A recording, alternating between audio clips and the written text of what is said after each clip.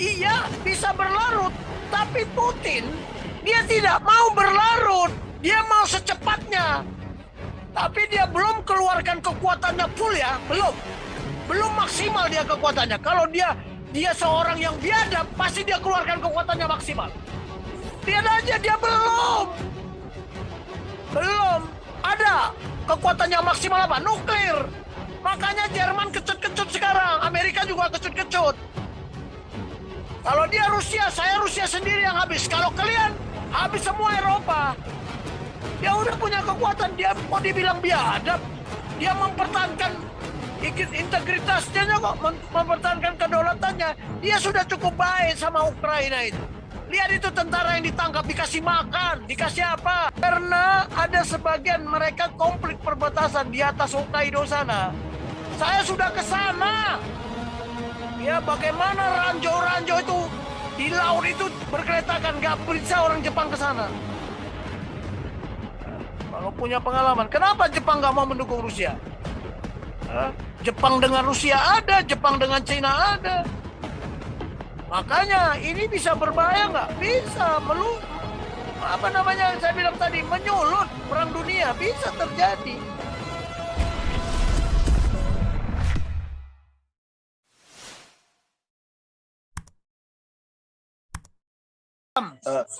Saya udah mengikuti paparan Bapak dari mulai what sampai the how. Menurut saya kekuatan Rusia Ukraina mungkin 1:10 ya. Menurut prediksi Pak narasumber, kapan menangnya Rusia, makan berapa lama, dan apa hitungannya? Apakah hitungannya sampai Presiden Vladimir jatuh? Lalu berikutnya, kalau kalah, apa hitungannya? Apakah karena terlalu lama invasi? Apakah kalau Barat sampai ikut campur, baru hitungannya kalah? Lalu untuk hitungan ekonomi, apakah dia udah hitung-hitung betul? Satu rudal itu keluar berapa? Lalu sekarang rubel udah jatuh berapa? Sekarang Rusia katanya sudah resesi. Apakah dia sudah hitung untung ruginya, walaupun dia berteman dengan Cina? Begitu. Terima kasih. Itu aja pertanyaan saya. Oke, wah itu pertanyaan yang luar biasa dari aspek ekonomi ya. Terus sebelum Pak Ferdinand, Pak Kebodohan dulu terlewat tadi. Silakan Bapak Kebodohan. Ya, Bapak Kebodohan silakan Pak. Halo. Halo, Dengar, Pak? lanjut Pak. Ya, kedengaran Ya. Pak, lanjut. Nah, saya sebenarnya mohon izin Pak, mau sampaikan, tapi ini sebenarnya itu tadi, saya cuma mau nanya langsung aja. Ini saya boleh nggak nyampaikan antitesisnya Pak Jenderal di luar doktrin dan strategi ini, gitu loh. Karena mungkin butuh sekitar 10 menit, jadi saya tanya dulu, kalau nggak boleh ya mungkin next time lah Pak. Gitu. Gimana Pak Tobing? Tapi jangan itu ya, yang betul-betul tadi antitesis daripada doktrin dan strategi ya. Gimana Ya. Pak Tobing? Oke, kalau memang ada kaitan dengan doktrin dan strategi, silahkan aja. Oke. Tapi jangan di luar itu. Oh ya enggak, saya mau membukanya lebih luas ke sejarah Kiev dan Rusia, dan ada beberapa faktual kecil yang kemarin saya sudah sempat share ke Pak Paul juga, yang cukup menarik untuk saya sampaikan hari ini sebetulnya. Gitu. Oke, boleh apa jadi begini, kalau Anda membuka sejarah, itu termasuk di dalam doktrin, karena doktrin itu disusun berdasarkan sejarah yang sudah ya, betul, ditulis dengan tinta darah. Hati-hati loh ya. Tidak masalah makanya, kalau ada kaitannya. Jadi jangan dikaitkan dengan Alkitab, dengan apa-apa. Ya tadi terpaksa saja saya jawab. Sebenarnya hanya Paul yang menjawab itu.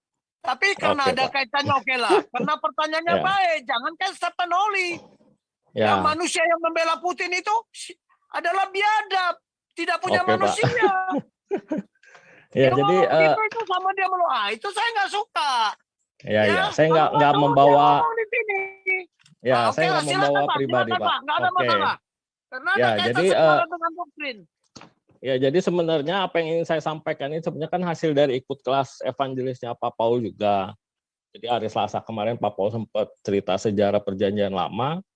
Jadi saya terkena juga sama ceritanya Pak Paul hari Minggu di Koinonia hari Minggu, dan saya gabungkan dengan histori di YouTube juga ya tentang perang Ukraina Rusia ini apa sih penyebabnya. Nah, itu jadi apa yang ingin saya sampaikan ini sebenarnya hasil dari pencarian saya selama seminggu ini, terpicu oleh juga sharing Pak Paul hari Minggu ya, yang belum tahu hari Minggu cerita apa mungkin bisa dengerin yang koinonia hari Minggu Pak Paul. Nah, jadi intinya begini, jadi saya menemukan satu cerita sejarah yang menarik bahwa sebenarnya Rusia dan Ukraina ini sebenarnya adalah zaman dulunya adik kakak. Jadi mereka berasal dari satu bangsa Viking di Finlandia yang kemudian menguasai sungai dari St. Petersburg sampai ke sungai yang keluar di Laut Hitam itu di Black Sea ya. Nah, akhirnya mereka ada bikin 3 kota, mereka 3 kakak beradik, dan kemudian mereka bikin bangsa Kiev Rus di sana, dan terus berkembang dan akhirnya menjadi kekuatan politik yang cukup kuat di Eropa bagian tengah itu. Nah, jadi akhirnya mereka terus berperang dan bahkan berperang dengan Konstantinopel Ottoman di Turki. Nah, dari situ saya ngelihat bahwa Rusia ini akhirnya menjadi bangsa yang besar dan mereka menguasai Eropa Tengah dan terus mendesak hingga sampai ke Perancis dan ke Jerman di sana di Austria. Jerman waktu itu dikuasai sama Austria ya. Nah, kemudian timbul satu momentum yang mungkin perlu kita catat dalam sejarah adalah di Revolusi Prancis tahun 1789. Nah, di sana ada bibit demokrasi yang kita kenal sebagai liberty, egalite, dan fraternity ya. Dan itu jadi bibit demokrasi di tanah Eropa. Nah, di masa Napoleon tersebut, kemudian muncul namanya Napoleon ya. Kemudian di masa Napoleon, Prancis muncul menjadi kekuatan ekonomi dan politik yang kuat pada masa itu sebagai efek demokrasi Prancis. Kemudian setelah itu di tahun 1805 kalau nggak salah itu Austria dan Rusia mengumumkan perang kepada Prancis karena takut kerajaan Austria dan Rusia waktu itu kan masih berbentuk kerajaan akan roboh juga karena efek dari demokrasi di Prancis ya. Sebagai kita ketahui di Raja Louis di Prancis akhirnya dipenggal kepalanya di Revolusi Prancis tahun 1789.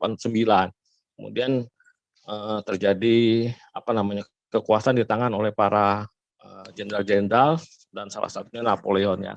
Nah, kemudian dalam perang Napoleon ini Rusia dan Austria akhirnya gagal. Nah, semangat revolusi Prancis ini kan sebagaimana kita ketahui terus menyebar kemana-mana ya, akhirnya muncul di Amerika, Inggris, negara-negara Eropa lain, dan akhirnya satu persatu kerajaan-kerajaan di Eropa itu berubah. 3 minggu lalu ada Pak. Ya, jadi mereka berubah dan menyerahkan kekuasaan absolut kerajaan, akhirnya dibagi kepada rakyat, ada yang berbentuk republik, ada yang berbentuk macam-macam sebagainya ya. Katanya dia mau pulang ke Indonesia Pak. Mami, tolonglah kipas anginnya jangan kena ke papa, sakit papa. Halo. Dia mau hubungi saya. Ya, kemudian timbul perang dunia 1, perang dunia, nanti itu detailnya bisa dicari sendiri datanya ya. Nah, kemudian kita lihat bahwa setelah perang dingin, Uni Soviet bubar. Nah, pada waktu Uni Soviet bubar ini, Ukraina kemudian jatuh miskin. Nah, ini yang pada masa ini yang kita lihat. Nah, kemudian kita ngelihat sejarah lagi di tahun 2004 sampai 2005 itu terjadi namanya revolusi oranye ya. Nah, itu terjadi karena rakyat yang miskin itu tidak puas dengan kondisi ekonomi dan korupsi para pejabat di Ukraina. Nah, itu akhirnya terjadi revolusi sehingga terjadi penurunan presiden dan perubahan politik di sana. Nah, ini yang saya ingin kasih sebuah cerita adalah tentang ada seorang pastor di Ukraina itu di tahun-tahun itu yang pelayanannya itu mirip Pak Paul Jang ini ya, di David 26 ini. Jadi mereka Pastor Sandaya Adelaja namanya, itu seperti bersama gerejanya, dia adalah seorang kulit hitam Nigeria. Nah, itu mereka mulai membagi-bagi makanan bagi bagi rakyat Ukraina yang kelaparan pada waktu itu. Dan akhirnya gerakan tersebut mereka menolong banyak orang, tidak cuma bagi-bagi makanan, mereka berbagai macam kegiatan sosial mereka lakukan untuk menolong para jemaatnya. Nah, di waktu revolusi oranye ini, Pastor Sandaya Adelaja ini yang juga mendukung demo-demo besar pada waktu itu, dan mereka membagi-bagi makanan bagi para demonstrator pada waktu itu. Nah, jadi kemudian gerejanya Pak Pastor Sandaya Adelaja ini akhirnya menjadi gereja yang diisi oleh para pemimpin-pemimpin perubahan di saat itu. Ya, jadi akhirnya Yang terakhir adalah di 2019 kita bisa lihat di YouTube-nya Pak Sandiaga Delaja, ada Perdana Menteri Ukraina yang menyampaikan speech di ulang tahun gerejanya yang ke-16. Di situ mereka menyampaikan terima kasih pada Pastor Sandiaga Delaja dan gerejanya yang telah memberi support dan semangat bagi kemajuan Ukraina, yaitu kejadian 2019. Nah, itu akhirnya Sandiaga Delaja ini kemudian menjadi tokoh sentral dalam kebangunan rohani di Ukraina itu. Nah, jadi sebenarnya perang Ukraina hari ini juga nggak ujuk-ujuk datang ya. Sebenarnya itu terjadi karena operasi revolusi Maidan di tahun 2013. Jadi 2013 Presiden Ukraina saat itu menolak usulan dari rakyat dan parlemen untuk bergabung dengan NATO, dan dia berkata bahwa mereka akan lebih lebih berfokus pada Rusia. Dan ketika itu disampaikan pada rakyat, berontaklah rakyat dan melakukan revolusi, dan itu disebut sebagai revolusi Maidan. Akhirnya presiden siapa itu waktu itu 2013 kabur ke Rusia. Dan kemudian beberapa lama kemudian Putin langsung menginvasi Crimea dan memicu pemberontakan di Luhansk dan Donetsk. Itu yang terjadi sekarang.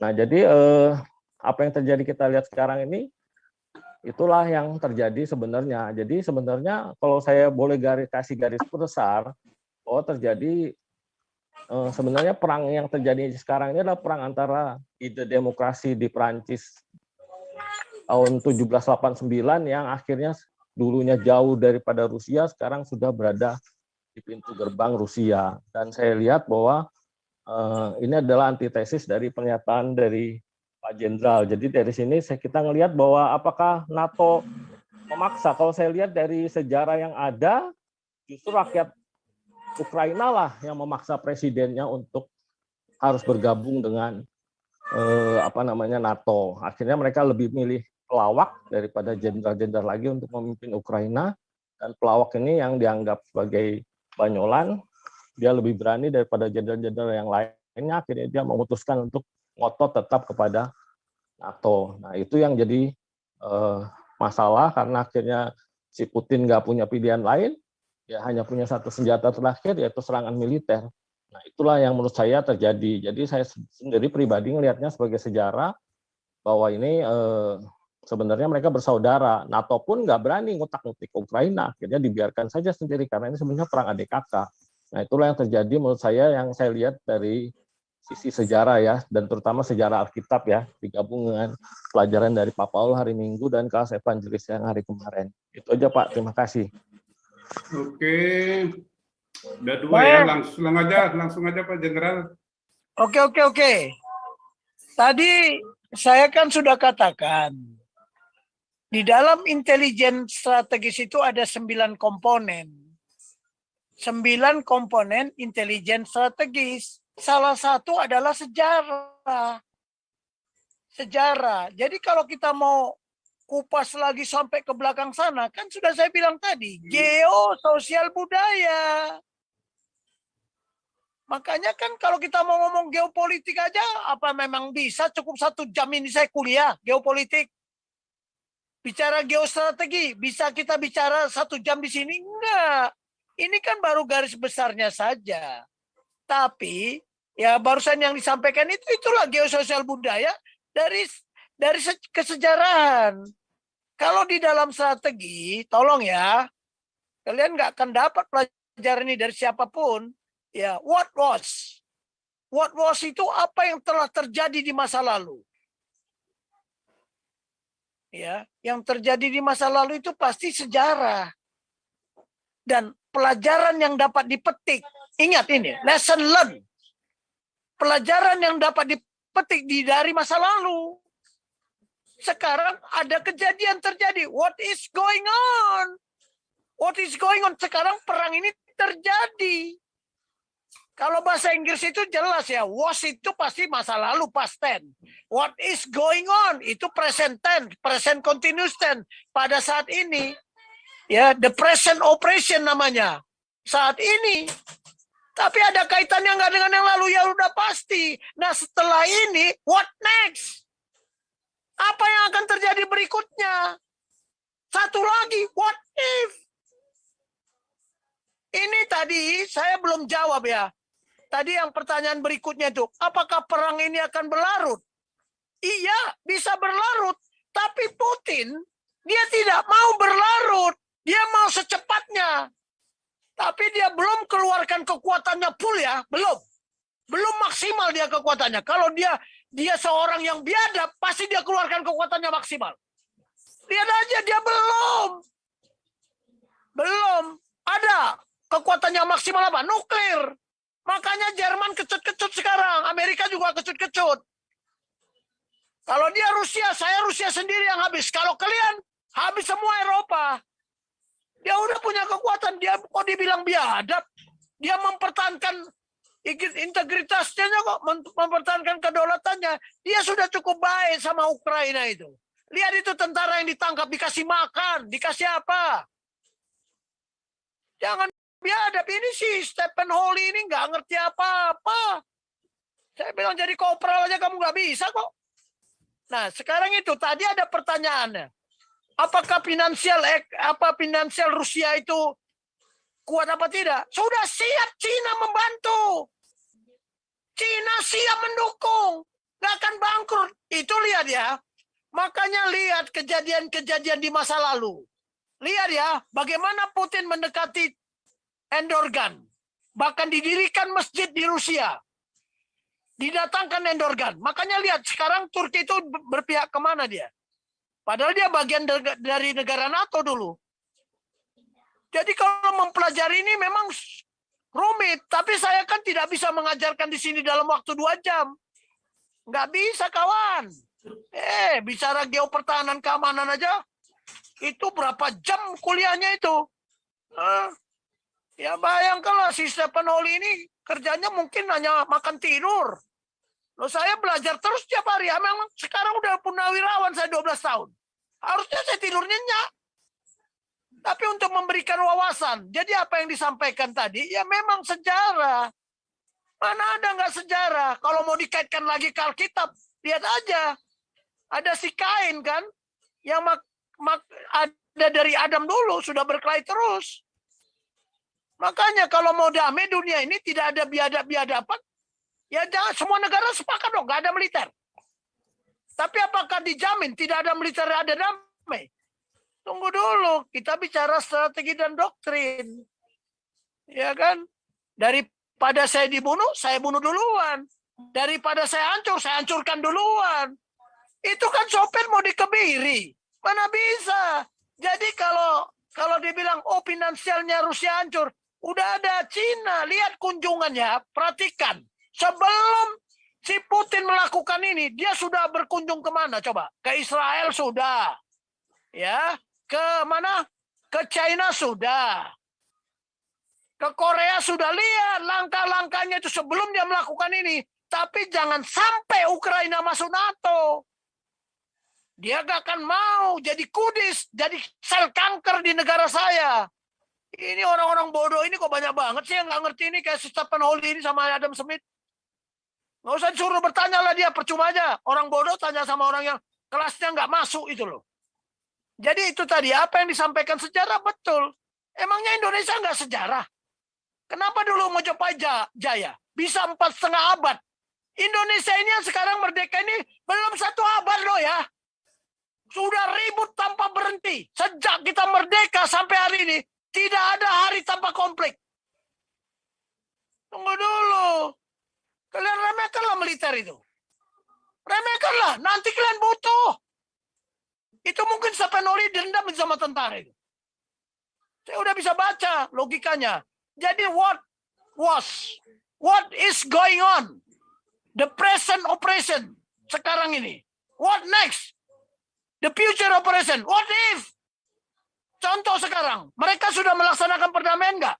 Di dalam sejarah perang, itu biasanya ya seminggu operasi itu 5 hari, itu pasti ada jeda. Mengkonsolidasi, mengevaluasi. Ya, kekuatan saya masih prima nggak? Pasukan saya berapa yang korban nggak? Karena setiap yang menyerang, saya kasih tahu ya, setiap yang menyerang itu diperkirakan berapa persen korban dibandingkan yang bertahan. Karena yang menyerang itu 3 banding 1. Jadi menyerang harus 3 untuk menghadapi 1 bertahan. Itu doktrin. Ya pasti banyak yang korban memang. Makanya kita cek korban itu bukan hanya sedikit. Karena yang bertahan mungkin dananya tidak banyak habis kalau mereka bergerak. Tetapi apakah Putin sudah nggak mempersiapkan? Apakah Anda tahu kalau Putin sudah ngomong sama Xi Jinping?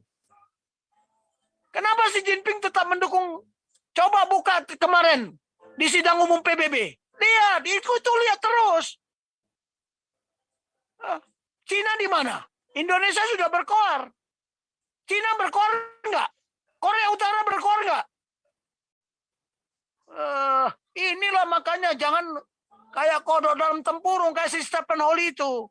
Masa saya dibilang nggak punya kemanusiaan? Justru saya punya kemanusiaan. Lebih parah lagi nanti kalau Ukraina sudah menjadi bagian NATO. Lebih parah. Jadi jangan berpikir seperti itulah ya. Jadi kita harus melihatnya lebih luas lah ya. Ini jangan-jangan Stephen Hawley ini termasuk orang yang nggak suka juga ini. Jangan-jangan pengkhianat juga ini. Ya, saya menceritakan tentang doktrin dan strategi perang itu pasti ada kaitan dengan sejarah. Seperti apa yang Bapak sampaikan, ya saya setuju. Tapi coba lihat, kenapa Jerman gagal dulu? Kenapa Jerman gagal merebut Rusia? Hitler gagal. Kenapa Napoleon juga gagal? Hati-hati loh, orang Rusia itu militansinya kuat. Ketika Napoleon datang ke sana menyerang di musim dingin, semua namanya lumbung-lumbung logistik dibakar. Coba lihat. Kalau nggak tahu sejarah ya jangan ngomong di sini. Saya hanya memberikan wawasan di sini kan. Ya saya coba mengupas. Emangnya gua tidur apa? Oh, tanya Pak Putih yang ada di rumah ini. Saya kerja ini sampai berapa jam sampai pegal kaki saya, tahu nggak? Kalian bisanya ngoceh lagi bilang saya biadab. Tidak punya kemanusiaan. Justru saya punya kemanusiaan. Sekarang what next? Kalau, kan saya bilang, akan terjadi perang dunia, kalau Ukraina ngotot. Ya memang dia aktor kok, dibikinnya kayak main perang-perangan di film ini. Itu tadi siapa itu yang pertama sekali warta apa itu? Oh, ikut Yudi Krisnandi. Apa yang dilakukan dia sama duta besar di sana? Saya mah nggak usah dengarkan orang karena dia ada kedekatan emosional. Saya nggak ada kedekatan dengan Putin, nggak ada. Saya hanya membahas dari aspek doktrin dan strategi perang. Ya, di dalam kenapa kita harus ada militer? Kalau mau damai nggak usah ada militer. Ini udah abad 21, masih ada perang. Siapa yang taken for granted tidak ada perang? Itulah kesalahannya Uni Eropa. Karena mereka apa? Oh, sudah nggak ada perang lagi sesama Eropa. Kenapa Putin nggak mau masuk Uni Eropa? Tunggu dulu, itu pasti ada kajian strategi dong. Karena dulu nggak mau berperang, sekarang Belanda sibuk. Senjatanya sudah nggak pernah dirawat karena mereka pikir tidak akan terjadi perang. Indonesia, apakah tidak mungkin terjadi perang? Siapa yang pasti? Di era ketidakpastian ini, tahu nggak? Yang pasti itu yang pasti itu ya tidak pasti itu. Nggak ada pasti dalam era ketidakpastian. Jangan ngajarin orang yang jangan ngajarin nitik berenang. Ngajarin militer, nggak pernah tahu militer. Jadi tentara sana kau, Stephen Hawley itu, suruh jadi tentara itu, biar tahu. Duta besar sekarang taunya apa? Ya udah, sekarang gini, tadi bicara sejarah, betul. Saya bilang kan tadi intelijen strategis komponennya itu ada 9. Salah satu adalah sejarah, sosial budaya, kekuatan militer, kemampuan militer, ya, kemudian ekonomi, itu termasuk dibahas di dalam intelijen strategis. Ya gimana? Bintang film jadi presiden, ngerti intelijen strategis dia? Makanya itu gara-gara demokrasi lah. Xi Jinping itu demokrasi nggak itu? Mana ada demokrasi di Cina? Kalau ada Cina di demokrasi, nggak ada negara Cina sampai sekarang. Lihat ya, saya kasih tahu di sini.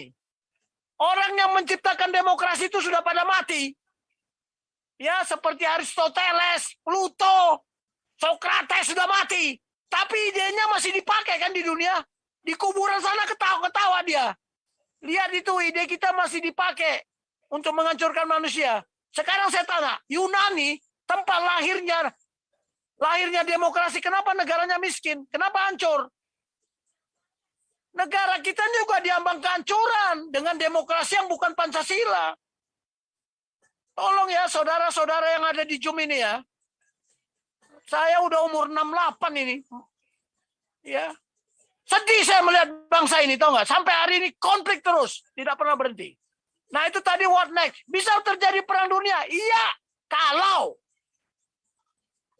di dalam doktrin perang, ini saya kasih tahu, ya prinsip-prinsip kalau melakukan suatu penyerangan, serangan tidak boleh terhenti. Ini prinsip pertama. Ya, serangan tidak boleh terhenti sampai tujuan perang itu tercapai. Tujuan Putin lain, tujuan si Ukraina lain, tujuan si Ukraina, wah semoga ada orang di belakang saya membela. Ketika nggak ada yang dia bilang, saya kok ditinggal sendirian. Ya itu tadi lah aktor, menangis, mengeluh. Apa itu bisa jadi pemimpin negara? Waduh, sorry lah. Sekarang mengeluh, saya ditinggal sendirian. Nggak ada yang peduli sama saya. Suruh Stephen Holy sana yang peduli. Dengan apa kau? Monyong ini satu orang ini. Saya kalau Anda nggak benar, saya habisin kamu. Saya nggak peduli. Saya bilang apa? Saya harus berdiri di atas kebenaran. Walaupun saya harus sendiri. Itu prinsip saya. Putin sudah mengeluarkan apa? Statement. Urusan kiamat, urusan Tuhan. Tapi kalau negara barat mau segera kiamat, urusan saya. Apalagi coba? PBB, jangan coba-coba cabut HP itu saya. Dia punya senjata, kemampuan nuklir. Sekarang siapa yang membuat menjadi biadab? NATO kah yang biadab atau Putin yang biadab? Kenapa NATO memaksakan Ukraina harus masuk NATO? Tetapi tadi berdasarkan sejarah, mereka abang adik. Oh, kita semua bersaudara kok. Kita semua itu bersaudara, turunan Adam dan Hawa. Tapi persoalannya, kenapa kita kok ada yang tidak tetap berkelahi? Ya memang dari sananya sudah begitu. Makan buah pengetahuan yang baik, makan buah pengetahuan yang jahat. Darahnya mengalir terus. Ini kita bicara, ini lari-lari ke Bible. Memang iya, nggak bisa, nggak. Karena kerajaan Tuhan itu nyata, walaupun tidak kelihatan. Kalau kita percaya sama Tuhan Yesus, dia bilang apa? Kerajaanku bukan di dunia ini. Hati-hati kita ngomong. Makanya kita ngomong di mana ini sekarang? Kita ngomong di kerajaan Tuhan atau kita ngomong di negara yang ada di dunia ini? Hati-hati loh. Nah, masalah keadilan. Kalau memang ada keadilan di dunia ini, tidak mungkin Tuhan Yesus datang nanti untuk mengadili orang yang hidup yang mati. Pakai logika dikit lah. Stephen Holy ini sering ke gereja atau kemana dia ini?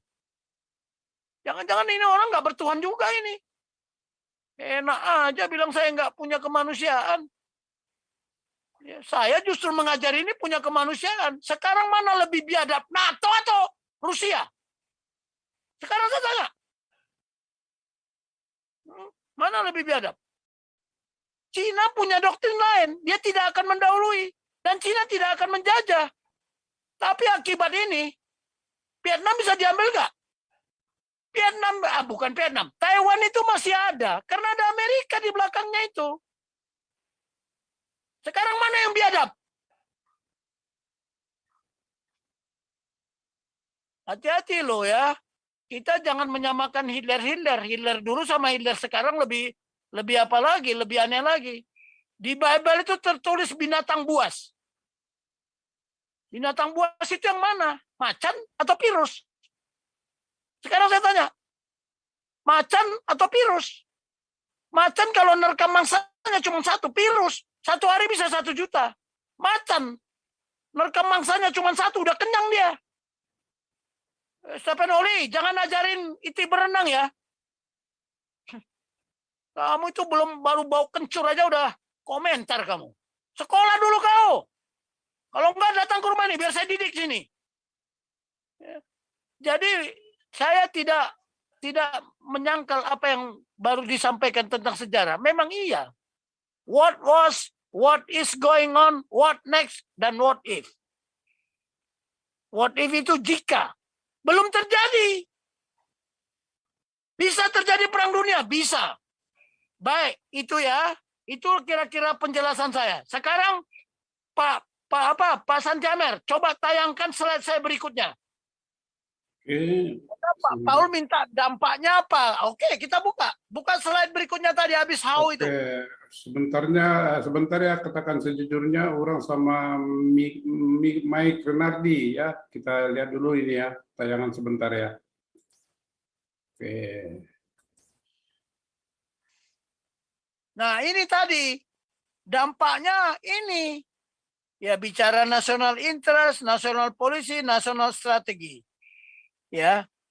Terus coba lagi, naikkan ke atas. Lihat, ini lingkungan strategis.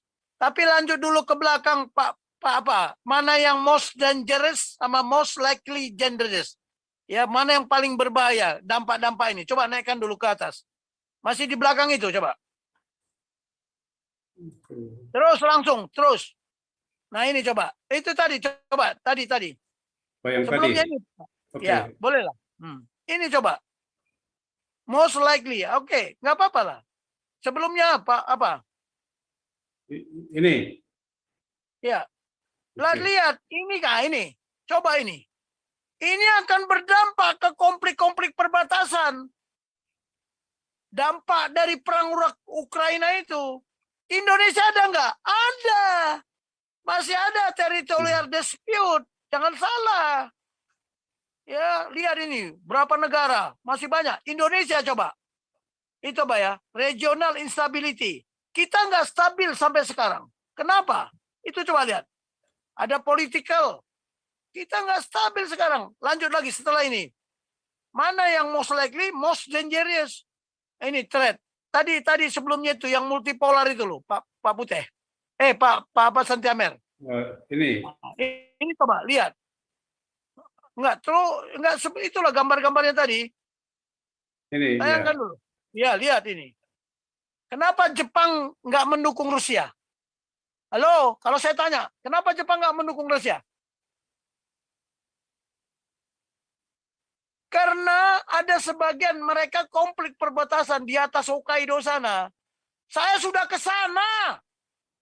Ya, bagaimana ranjau-ranjau itu di laut itu berkeletakan, nggak bisa orang Jepang ke sana.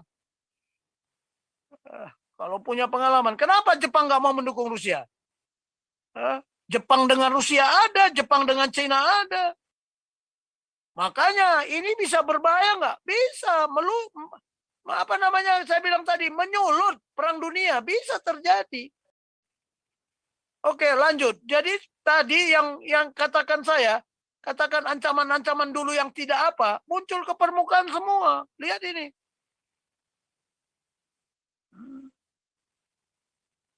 Tapi lihat kemarin di General Assembly, kenapa Pakistan juga diam? Nggak banyak ngomong. Nggak banyak ngomong. Oke, lanjut. Itu lihat perang nuklir itu. Baca nggak itu? Wah, ini lihat lagi Rusia.